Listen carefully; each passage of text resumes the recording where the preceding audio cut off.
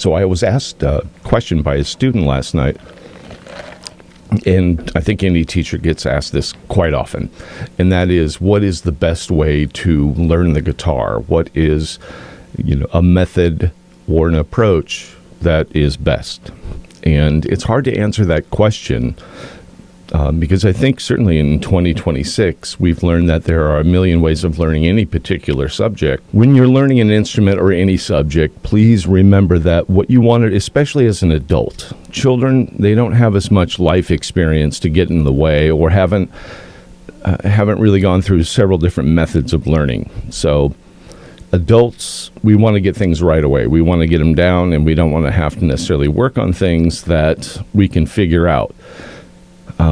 It's more about the fingers. It's not about the brain, I guess. But long story short is, for me, what it comes down to is, how do I make what I'm learning seem familiar to what I know already?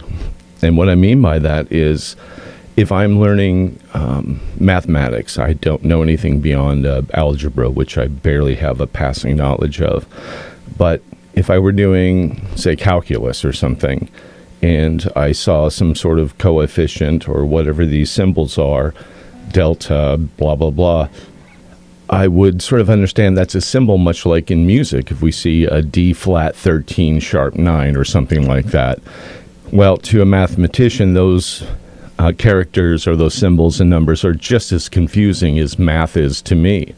I still argue with certain mathematicians I know that music theory is so much easier than math, but they beg to differ, which I don't quite understand.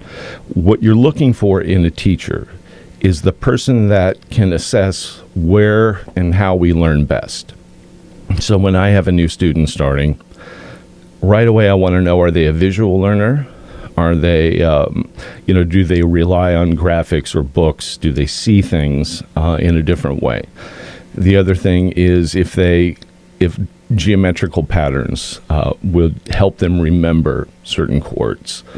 Because, just like when we look at clouds, pareidolia as they call it, we can see shapes in there. So on the guitar, like I said, a D would look like, or as I have said, a D major chord really looks like a triangle to me. So, and a C major chord looks like a diagonal line. A G major chord sort of looked like, I don't know what the term is, obtuse triangle or whatever that's called. And it was really impossible for me not to see those things. It's just what came first in my mind. There's also a whole thing of chords in my mind have colors attached to them. That D flat 7, flat 13, sharp 9 I mentioned, that is brown. That is dark brown, like dark chocolate. Don't ask me why. It just is. So you really got to find the approach that makes absolute sense to you. Again, if it's visual, or even if you need to write things down to remember what you worked on, great. But again, I think I got off track. But as adults, we have so much going on, and we're easily going to forget things that we've already learned. Well, you have to stop that right away. You have to make sure that you fully remember everything that you've learned to build on. And just when you approach music for the first time, or music theory, or the guitar itself, find where you identify the most. Is it tactile again? Is it visual? Is it just solely by ear? Is it a combination of any of those things? And whichever ones stand out the most are the ways that you should approach the instrument, in the same way that teachers should approach you as a student. It is my job, and every teacher's job in theory, to understand where you come from and the best way to deliver that information to you or to us. When I was younger, I was a notoriously bad student and belligerent beyond measure. But, I think in 5th grade, there was finally a teacher who really understood my behavior patterns, who I was as a person, knew that I was capable of more, and really called me out.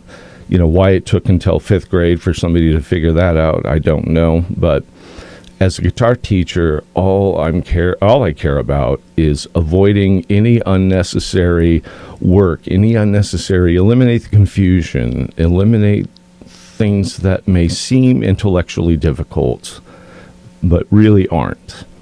So all I care about is efficiency of learning, because that's what keeps it joyful. That's what keeps us coming back to the instrument, is those little gains, those little steps forward that we get each time that we play the instrument. But it's just really important for me to make sure that I get the student to that place, that he or she really sort of is in a state of flow as opposed to stops and starts. I'm really more concerned with the student's personality. I can tell by the way a person dresses, their presentation, everything from taking the guitar out of the case. But from the moment I see them, I'm trying to get an assessment of who they might be as a person, so I know how to best teach them. And it doesn't matter what the personality is. Everybody has different ways of learning, or a combination of learning, and it's my job to find that. And I love doing that. I just absolutely love eliminating confusion in any topic if I can help. Because I was confused when I first approached it and didn't have somebody there to coach me and say, use the strengths that you have, your inherent abilities, and see it from that perspective. Let people know that you're a visual learner, or that you need to experience something, so it's not abstract.